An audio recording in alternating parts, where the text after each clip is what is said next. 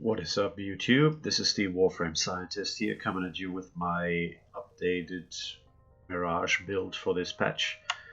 I'm gonna be including the patch number with each of my builds that I upload, just so you know how up to date it is.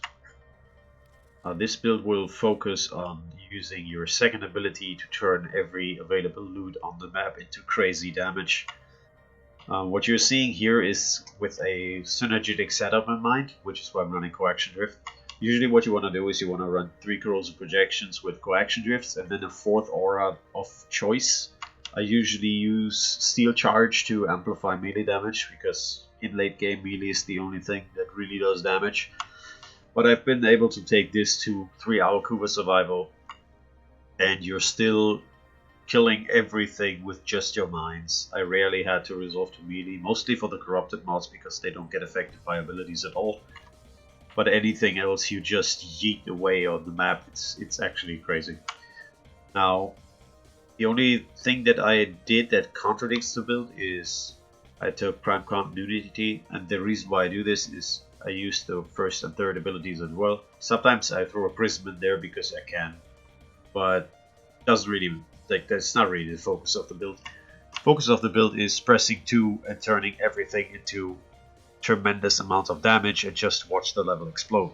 Now this build really shines in Sanctuary Onslaught. You won't find another nuking frame that can keep up with you at all.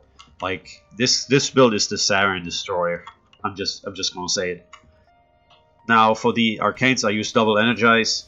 If you don't have energize at all, I would recommend something like either Arcane Fury for your melee, or I don't know, Guardian for survival, or whatever you feel it's necessary. But Energize is really the way to go, I think. So the way you use Energize in this build, if you press 2 a bunch of times and everything explodes, you go hunt for blue orbs, and after you refilled your energy reserves, you start pressing 2 again. That's what you have to keep in mind. All the loot that you turn into damage will disappear, so you can't pick it up again. Now, the way this works is you're gonna transform red orbs into fire damage, which is gonna be your main DPS source, because you will have a Necros in your team. And there's also a special Trinity build where you go for Sword of Blessing by using duration mainly, and then you use the Pool of Life augment to generate red orbs. You may need a little bit of help with killing the mobs that have been affected by the first ability, but with your melee that shouldn't be an issue. And yeah, basically anything that generates red orbs is good, because it will just skyrocket the DPS of this build. And then you will turn the blue orbs into cold damage. Rarely happens because I usually pick them up. Ammunition will be transformed into electric damage, and affinity orbs into toxin. So you will really see a lot of fire and electric, not so much cold and toxin damage. And this is also why I run CP, because you're using only base elements, and against armor they aren't really that good. So yeah, I think corrosive projection is necessary for higher levels. Now, what you're gonna want to use weapon-wise, I kind of like the Kuva Brahma a lot, especially with Mirage. It's just ridiculous how much damage this thing does. And if you want to go for more the utility route, I recommend Mutilus Cernos, because it is the best endgame weapon to complement your Condition Overload melee builds. For the secondary weapon, I usually use Pox, but I have recently fallen in love with Kuva Nucor a lot. Like, I use this shit like every mission. It's fucking insane. It's gonna be the build right here. I went for crit mainly because this thing is an absolute monster. But yeah, this would be your go-to weapon. I think Kuva Nucor is really good right now. As for the melee build, I'm just running your standard as 90% combo efficiency with Xenoric heavy attack build. The way I use this is the Riven. The Dream Riven would be 90% combo efficiency, so you can use whatever focus class you want. And then crit chance, crit damage with the Harmless Negative. That would be the Dream Riven. I'm still working on that, so this is the best I got so far, and it's really good already. Like, I can't hate. And then Exodia Brave.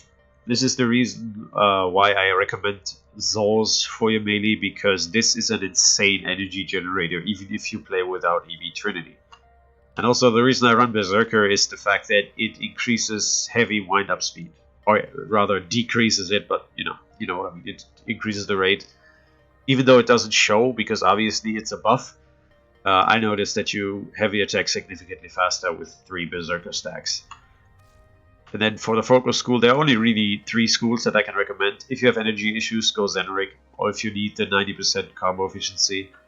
If you don't, go Narumon for extra melee, or go Madurai for the extra 25% overall damage. It's really fucking good.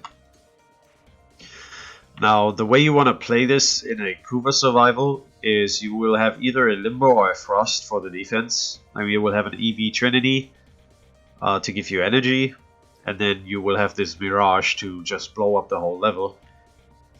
And you may even want to consider a second Necros, just because the extra health orbs will really translate into a lot of damage. It's just going to be a ridiculous amount of damage that you're going to do. And then in Onslaught, it's mindless. I usually go out of there with like 95% damage. And even if with Sarens, I go out with like 70%, just because they can't keep up. They can't spread their spores, because you will kill everything once it spawns. And that even in Elite Sanctuary Onslaught, you're just gonna dominate everything. And then for the finishing touch, I'm using a Smida Kavat. This is the build I'm usually using for Kuva Floods and everything else.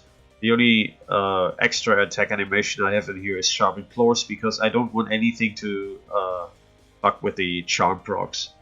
That's also the reason why I don't use weapons on Sentinels, because I don't want them to shoot. I don't want them to have any animation other than using fetch and buffing me with insane shit. So yeah, that's just a quick overall. This is your Mirage build. It's gonna be really amazing. You're gonna notice just being OP all the time. And yeah, it's just the top end build right now. It is really nice, and I hope you enjoy this. Try it out. Even if you don't have all the mods at max rank, just give it a try. Blow up some Sanctuary Onslaught, and let me know in the comments what you think about this build.